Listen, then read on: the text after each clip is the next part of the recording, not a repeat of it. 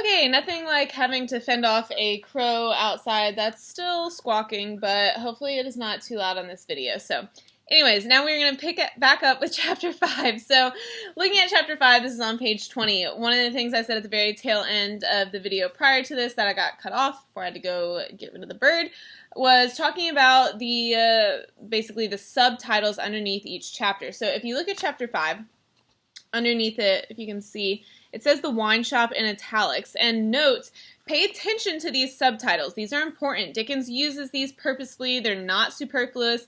They have a clear meaning. And so if you look, for example, so chapter 4 was titled The Preparation. And then chapter 3, it was titled The Night Shadows. So every chapter has a specific subtitle. Make sure you're paying attention to that. It's also going to help you keep things in a logical order because it gets confusing the further we read what Dickens is talking about. And so keep in mind the subtitles. That'll help you remember where we are in the story. So chapter 5, it is titled The Wine Shop. One of the first things I want you to note, so in chapter 5 it starts off and it says a large cask of wine had been dropped and broken in the street. So if you can picture this, now we are in the streets of France and wine has been spilled everywhere. And so the first couple of pages describe everyone drinking the wine from the street. So literally people are taking puddles of wine, drinking it because they are so desperate for something to eat or drink. And the first image I want you to note is on the bottom of page 21 going to the top of page 22. It says, those who had been greedy with the staves of the cask had acquired a tigerish smear about the mouth, and one tall joker so besmirched, his head more out of a long squalid bag of a nightcap than in it, scrawled upon a wall with his fingers dipped in muddy Wineley's blood. Okay, picture this. What Dickens is saying, there was some guy who had been drinking the wine, and he was a bit raggedy looking. He took the wine with his fingers, and he spelled on the wall the word blood. So, written in these streets on the wall in blood, in wine, is the word blood. But pay attention, the next thing that Dickens said on the top of page 22, he said the time was to come when that wine too would be spilled out on the street stones and when the stain of it would be read upon many there. Okay, right here Dickens is foreshadowing. So think about what I had you do with your Google Slides presentation. Everything I had you look at was the French Revolution. And so here Dickens is foreshadowing what's going to happen with the French Revolution. These are the streets of France. The word blood is scrawled on the wall with wine, and then he's clever and he says that wine too would be spilled on the street stones. So that wine, meaning the word blood, would soon be spilled on those streets as well. So now not just wine that has broken, but shortly human blood will be spilled.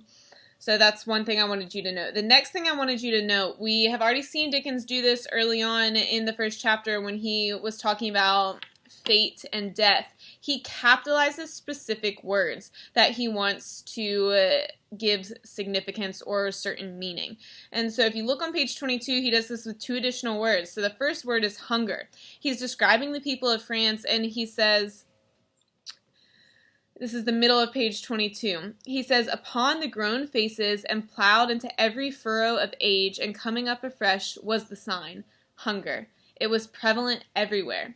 And so he goes on to explain how hunger was everywhere. And so again, he's capitalizing the word hunger and he's personifying it, right? So personification, let's remember this. So it means giving an inanimate object or idea human characteristics.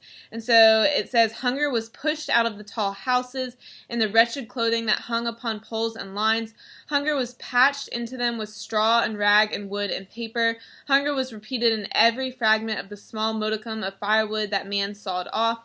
Hunger stared down from the smokeless chimneys and started up from the filthy street that had no fall among its refuses of anything to eat. And so it goes on describing hunger. So clearly here the people are starving. That is why when the wine spilled in the street a moment ago, people were literally drinking it from these gross, dirty streets because they were so desperate.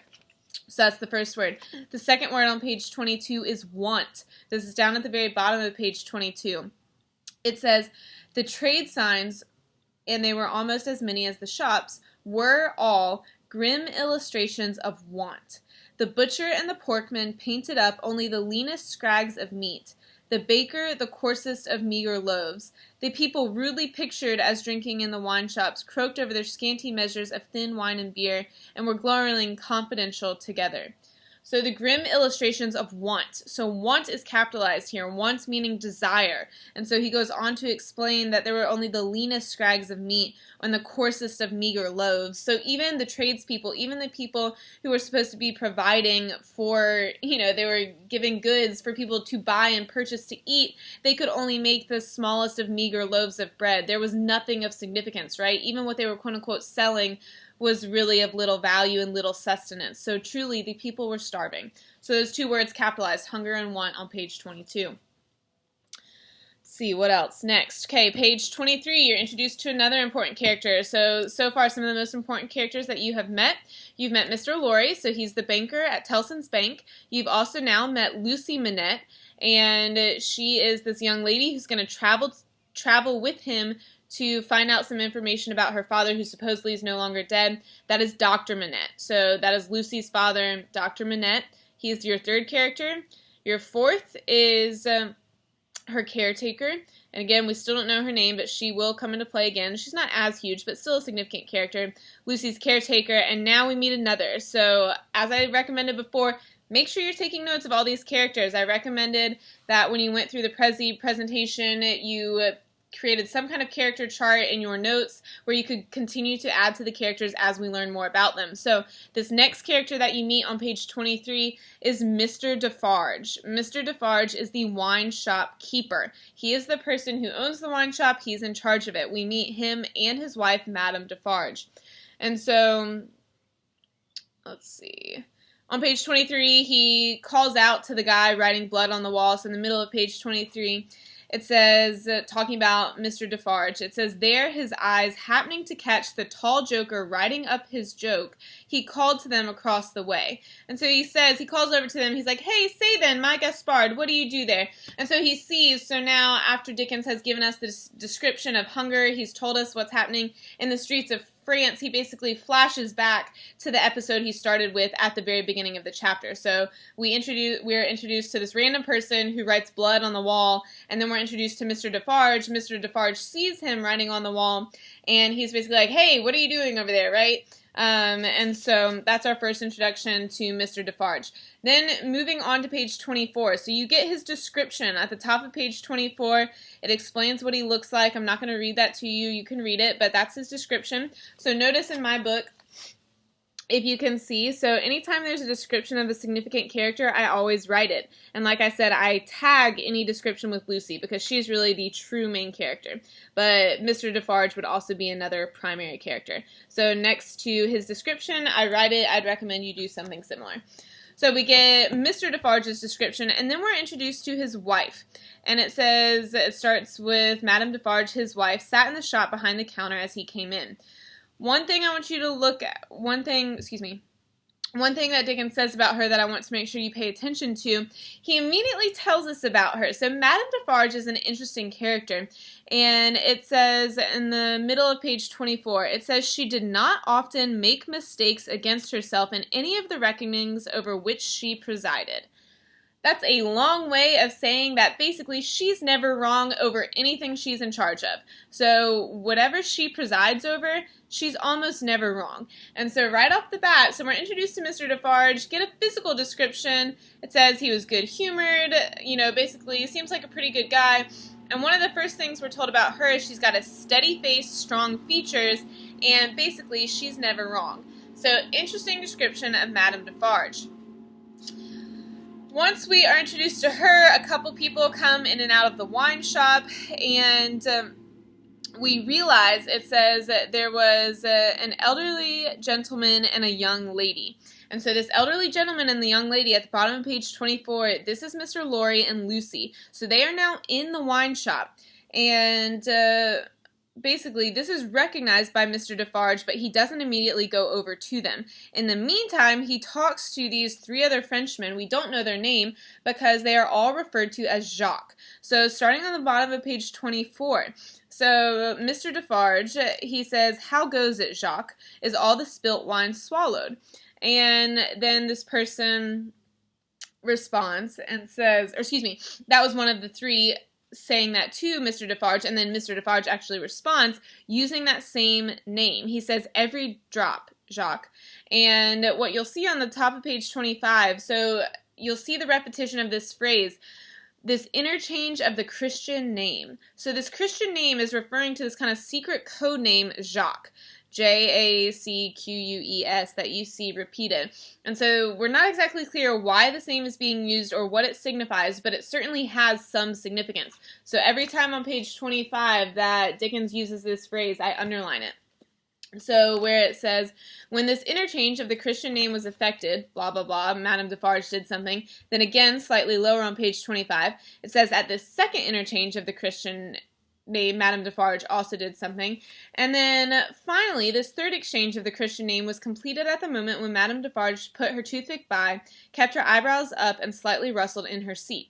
So there seems to be some kind of code exchange. Something's going on here, and they're using this name as some kind of code, okay? So keep that in mind. This is happening on page 25, the use of the name Jacques.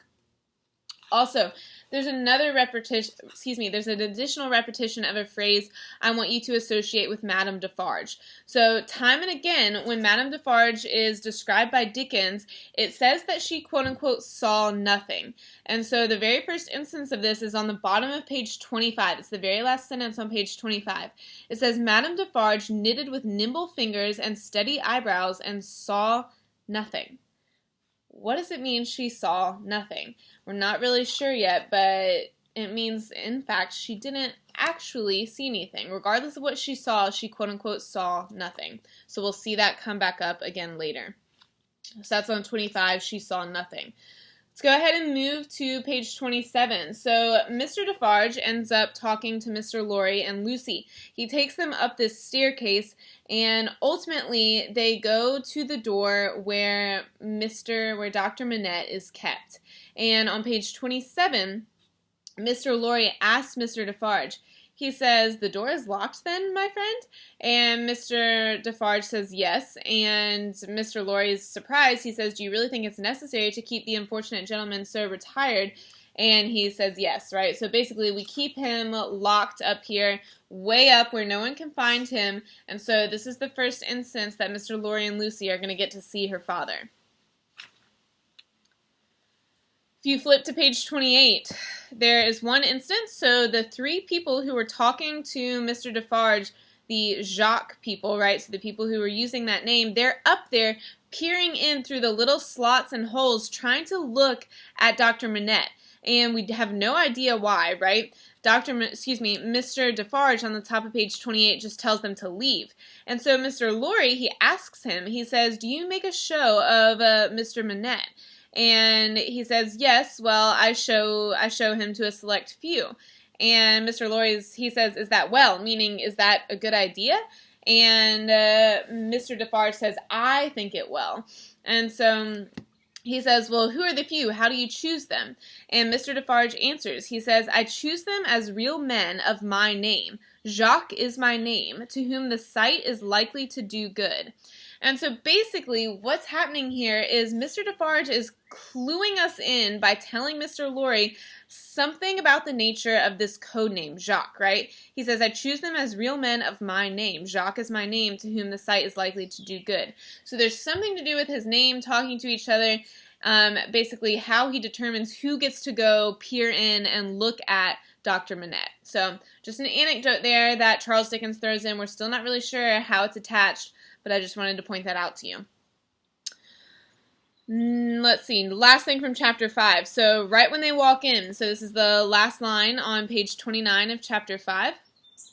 So it says, they look in and they see a white-haired man sat on a low bench, stooping forward and very busy making shoes.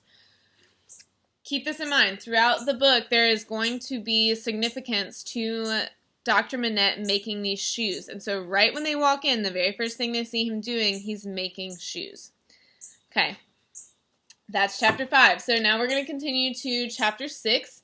The first video again was chapter 4. We just covered chapter 5. We're going to go ahead and move on to chapter 6.